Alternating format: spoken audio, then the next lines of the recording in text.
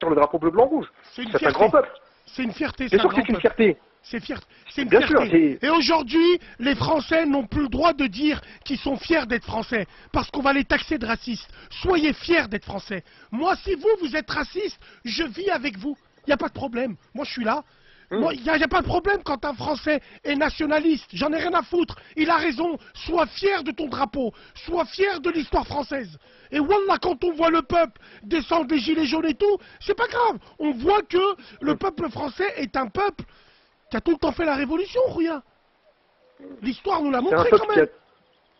C'est un peuple qui a une âme. Et les élites ont oublié que le peuple, c'est pas qu'un corps inerte, c'est aussi une âme. Et c'est l'âme du peuple français, les dernières brides qui restaient, qui sont en train de s'embraser.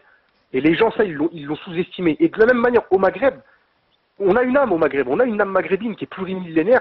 Et cette âme-là, elle ne mourra pas. C'est pour ça que moi, je suis un optimiste et que je pense que par l'action intellectuelle et par l'action de terrain, ça changera, Inch'Allah. Il me faut rire, il me dit, et toi, Le Pen, t'es fier de lui. Mais Jean-Marie, mais vive Jean-Marie. Mais quand je te dis vive Jean-Marie, il faut connaître l'histoire. En 1990, pendant la première guerre du Golfe, qui c'est qui allait rendre visite à Saddam? C'était lui. Le Pen, il a fait des conneries, il a fait ce qu'il fallait faire. Mais Le Pen, c'était pas les Arabes son problème. C'est pour ça qu'on l'a niqué. C'était pas les Arabes son problème. Moi, Le Pen, il me dérange pas.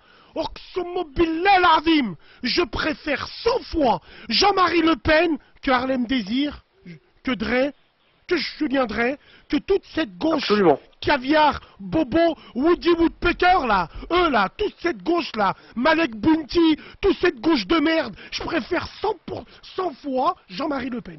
Oui, oui, oui, oui. Absolument, moi je suis d'accord avec toi. Il a torturé des Algériens, mais il était au service de l'armée française.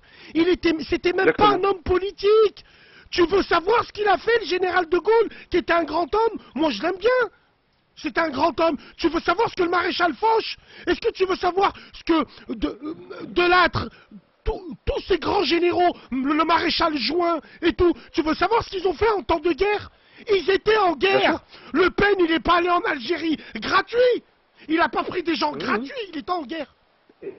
Et Bassem, de la même manière que mes ancêtres, faut arrêter cette culture de culpabilisation. Faut s'excuser pour tout. Non, l'histoire du monde, c'est une histoire de rapport de force. À un moment donné, tu as été dominant, tu as été dominé. Il y a eu la colonisation, il y a eu la décolonisation. Nous aussi, les Arabes en Afrique du Nord, les Maghrébins en Afrique du Nord, on a eu notre période où on a colonisé, on a décolonisé aussi. C'est l'histoire de l'humanité qui est ainsi faite. Moi, je suis contre ce... D'ailleurs, c'est ce qui est si incroyable, c'est les gens aujourd'hui qui te sortent la guerre d'Algérie pour victimiser un peu. Faire comme avec l'esclavage ou comme avec la Shoah. Non, l'histoire de l'humanité, elle est faite de drames.